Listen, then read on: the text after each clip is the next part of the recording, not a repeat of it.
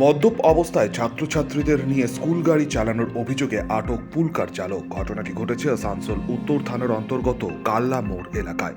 Traffic police সূত্রে জানা গিয়েছে, কাল্লা মোড় এলাকায় গাড়িটি সিগন্যাল ভেঙে যাওয়ার চেষ্টা করছিল। সেই সময় কর্তব্যরত ট্রাফিক ও সিভিক ভলেন্টিয়াররা পুলকারটিকে আটকায়। স্কুলের ছাত্রছাত্রী সমেত গাড়িটি ও ড্রাইভারকে আটক করে নিয়ে আসা হয় উত্তর থানার ট্রাফিক পোস্টে। ট্রাফিক পুলিশ সূত্রে খবর, ড্রাইভার মদ্যপ অবস্থায় ছিল।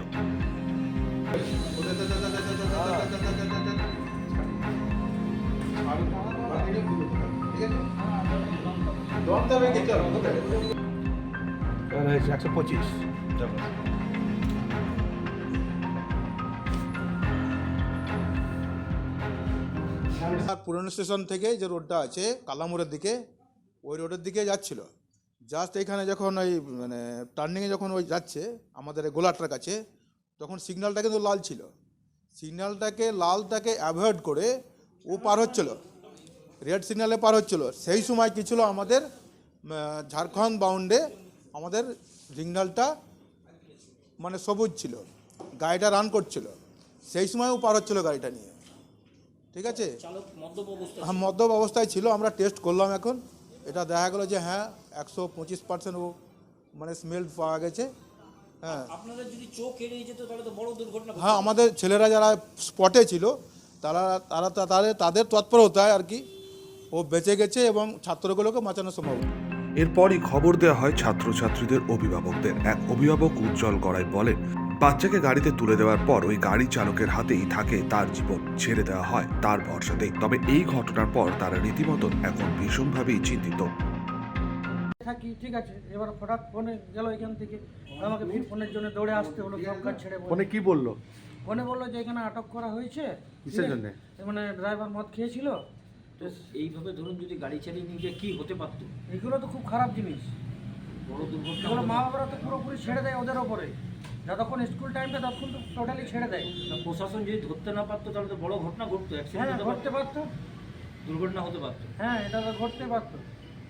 তো কতটা রিস্কের উপরে নিয়ে যাচ্ছে এদেরকে। হ্যাঁ এগুলো তো করা একদমই উচিত না। পুলকার চালককে আটক করেছে পুলিশ। তবে এই ঘটনার পর এখন আতঙ্কের মধ্যেই দিন কাটাচ্ছেন ছোট্ট ছোট্ট বাচ্চাদের অভিভাবকেরা। কোন ভরসায় তারা ছাড়বেন, এখন সেটাই তাদের কাছে নূতন করে প্রশ্নচিহ্ন। জয়ন্ত সাহা, শক্তি নিউজ 24/7, আসানসোল।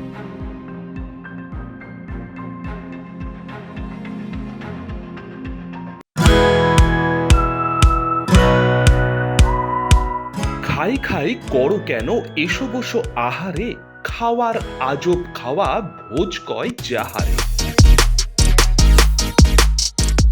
ভোজন রসিক বাঙালির খাওয়া দাওয়ার সেরা ঠিকানা মানেই শের ই বেঙ্গল।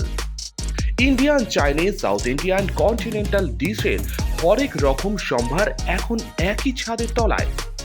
এছাড়াও রয়েছে শের ই বেঙ্গলের স্পেশাল কিছু আইটেম, যা একবার মুখে দিলেই ভোলার নয়। ঘরোয়া পরিবেশে হোটেলের আতিথেয়তা আপনাকে মুগ্ধ করবে। রেস্তোরাঁর পাশাপাশি রয়েছে থাকার সুবন্দোবস্ত। সিঙ্গেল বেড থেকে ডাবল বেড, ট্রিপল বেড এবং ডিলাক্স এসি রুম। পাচ্ছেন 24 ঘন্টা পানীয় জল ও বিদ্যুৎ পরিষেবা। রয়েছে লকার, পার্কিং এর সুবন্দোবস্ত। এছাড়াও এসি, গিজার, টিভি, সিকিউরিটি সহ লন্ড্রির সুবিধে।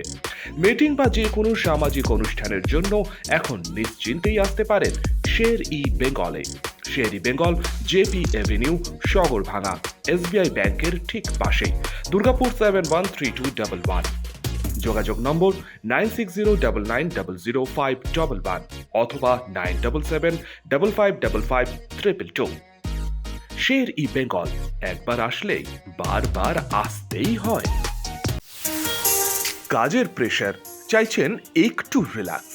একদিনের উইকেন্ডে শহর থেকে দূরে কোথাও যেতে চাইছেন, কিন্তু যাবেন কোথায় ভেবে উঠতে পারছেন না। চলুন না ঘুরে আসি তারাপীঠ। আর তারাপীঠ মানেই মধু মমতা হোটেল অ্যান্ড রিসর্ট, যেখানে গেলে আপনার মাইন্ড একদম ফ্রেশ। তাজা অক্সিজেন সাথে গ্রাম্য পরিবেশ আপনাকে হাতছানি দেবে। AC deluxe room, swimming pool, gymnasium, indoor games আর সাথে আপনার পছন্দের মতন ডিশ। এছাড়াও যে কোনো সামাজিক অনুষ্ঠানে আজই বুক করতে পারেন মধু মমতা হোটেল অ্যান্ড রিসর্টের ব্যাংকোয়েট হল। রাত জাগা তারাদের সাথে পরিবার বা বন্ধু বান্ধবের সাথে আপনিও সময় কাটাতে পারেন হোটেলের লনে। তাই ভুলবেন না, তারাপীঠ মানে hotel Madhu Mamata and resort. ঠিকানা hotel Madhu Mamata and resort, Tarapith, Tarapith road, Indian oil petrol পাম্পের ঠিক বিপরীতেই, তারাপীঠ, বীরভূম। যোগাযোগ নম্বর 9775555599 অথবা 9002410083। বীরভূম মানেই তারাপীঠ, আর তারাপীঠ মানেই মধু মমতা হোটেল অ্যান্ড রিসর্ট।